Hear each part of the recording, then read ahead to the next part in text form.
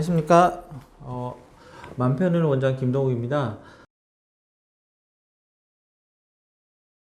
오늘은 연말이기도 한데 어떤 주제를 할까 생각해 봤는데 최근에 제가 학교 발표가 있었던 것도 있고요. 그렇게 해서 우울증의 최신 트렌드에 대해서 어떻게 말씀을 좀 드릴까 합니다. 그래서 치료약도 조금 바뀐 부분들도 있고요. 그리고 최근에 여러 가지 트렌드가 좀 바뀌는 부분들이 있는 것 같습니다. 간략하게 우울증 최신 트렌드가 어떻게 바뀌어가는지 말씀 좀 드리고요. 그리고 아마 다음 시간에 제가 실제적으로 약을 조금 보여드리면서 어떤 약제들이 처방될 수 있는지, 또 최근 약물들이 어떻게 바뀌고 있는지 좀 보시면 좋을 것 같습니다. 근데 제가 이렇게 이런 말씀이 상당히 조심스러운 거는, 예를 들면 항상 새로 나온 약이 가장 좋다거나, 예를 들면 이전 약이 나쁘다든지 그런 어떤 이분법적인 부분은 아니고요.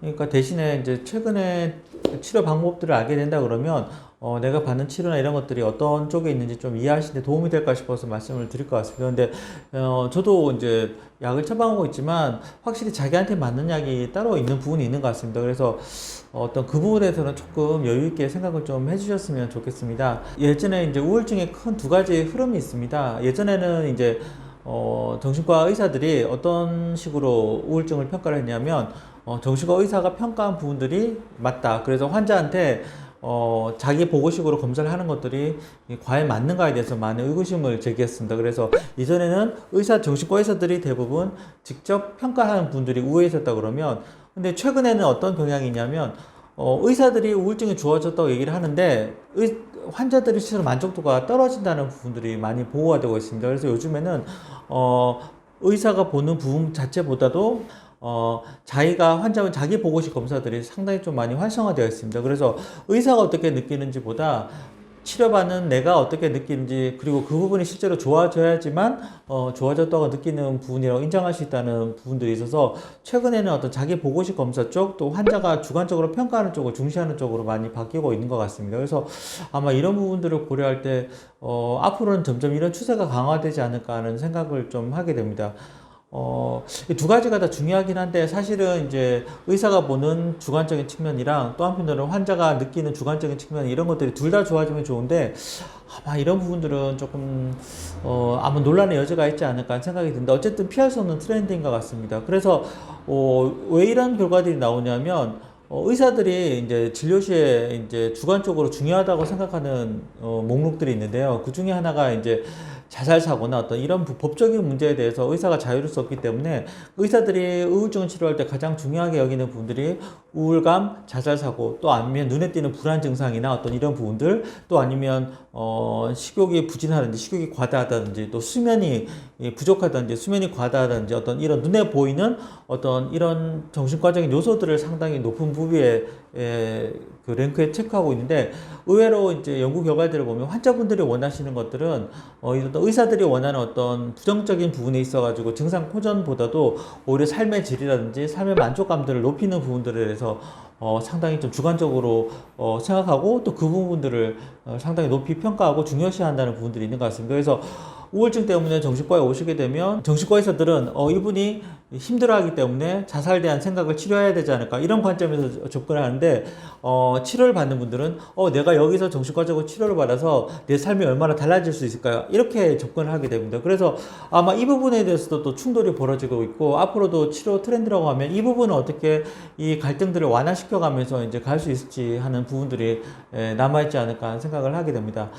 그래서 이런 부분들을 고려를 할 때 정신과 치료에 있어가지고 이전 방식으로 어떤 의사 위주의, 또 그런 어떤 시스템 안에서 사람들을 어떤 끼워 맞추는 어떤 이런 형태의 진료보다는 각자 다양성과 개성을 존중하는 쪽으로 가지 않을까 하는데, 근데 저도 참 안타까운 게, 저희도 그렇게 가면 참 좋을 것 같은데, 이 수가라든지 또 현실적인 부분이 받쳐주지 않을 부분이 있는 것 같습니다. 그래서 병원이 유지되고, 또 어느 병원이든 안정적인 쪽으로 가려면 짧은 시간에 많은 환자를 봐야 한다는 부분들이 있고, 또 실제로 또 환자분들 입장에서는 가서 다양하게 내 모든 욕구들을 얘기를 하고 소통하고 싶은 부분들이 있는데, 이 사이에 충돌이 생길 때 이것들을 어떻게 해결해 나갈지, 그런 부분들에 대해서는 아쉬움이 좀 많이 남는 것 같습니다. 그래서 제가 우울증 환자분들을 보다 보면 꾸준히 치료를 하다 보면 나중에 환자분들이 마지막에 좋아지는 부분이 어떤 점인지 물어보면 항상 사람들을 대하는 부분들에 있어가지고 만족감이 많이 높아졌다고 얘기를 하고 있습니다. 그래서 어떤 일들을 할 때 다른 사람 시선에 의식되고 무기력하고 또 자존감이 떨어져 있었는데 그런 것들이 많이 회복되어 있다고 얘기를 하십니다. 그래서 제가 생각할 때도 우울증을 치료를 하다 보면 처음에는 우울감으로 시작했는데 나중에는 자존감의 회복으로 끝나는 것이 성공적인 치료가 아닐까 하는 생각을 하게 됩니다. 그런데 요즘에 나오는 약들을 이제 다음 시간에 제가 리뷰를 해드리겠지만 이제 그런 부분들을 살펴보면 각자 약들이 요즘에는 세로토닌뿐만 아니라 글루타메이트라든지 그 멜라토닌과 같은 그런 쪽에 그 다른 요소들을 건드리게 됩니다. 그래서 그 부분들이 부작용은 최소화하고 또 기존에 가지고 있던 약의 효과를 뛰어넘는 부분들을 건드리는데 가장 핵심적인 부분이 인지적인 부분이라고 볼 수 있습니다. 그래서 이전에는 우울증에서는 인지적인 부분이 별로 중요하지 않다고 생각했는데 요즘에는 우울감 개선과 그 인지 기능의 개선이 상당히 중요시 하게 됩니다. 그래서 우울감이 회복되면서 사회적인 인지나 개인적인 인지 기능도 회복이 되고 그걸 통해서 집중력도 개선이 되고 또 자신감도 생기게 되고 업무 능력도 개선이 되고 또 멀티태스킹이라고 하죠. 여러 가지 업무들이 실제적으로 나타났을 때 그 중에 가장 적합한 것들을 추리고 일을 추진할 수 있는 그런 능력까지 호전되는 부분 쪽으로 가고 있는 것 같습니다. 그래서 사실은 이게 약 하나로 가능하냐고 말씀을 하시는데 그러니까 저희가 임상적인 입장에서는 실제적으로 약이 그런 변화들을 움직일 수 있는 가장 중요한 어떤 마중물처럼 쓰이기에는 충분한 부분들이 있지 않을까 하는 생각을 하게 됩니다.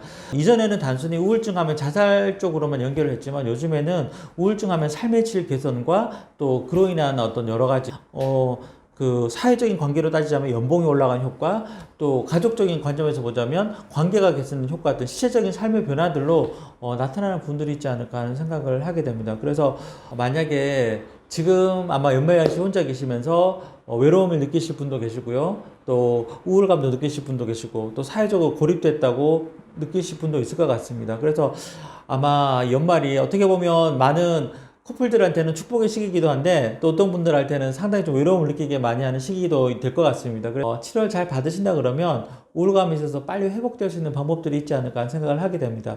그래서 오늘은 요즘의 우울증 치료가 단순히 기분의 호전뿐만 아니라 인지기능 개선까지 그리고 삶의 질 개선까지 목표로 하고 있다는 부분들을 좀 알려드렸고요. 아마 다음 시간에 저희가 약에 대해서 조금 더 구체적으로 보여드릴 수 있도록 하겠습니다. 그걸 통해서 좀 더 구체적이고 나은 정보를 좀 드릴 수 있었으면 합니다. 그래서 연말연시 잘 보내시고요. 그리고 다음 주에 제 맘편한 TV 기대 꼭 해주시기 바랍니다. 좋아요와 구독을 꼭 눌러주세요. 감사합니다.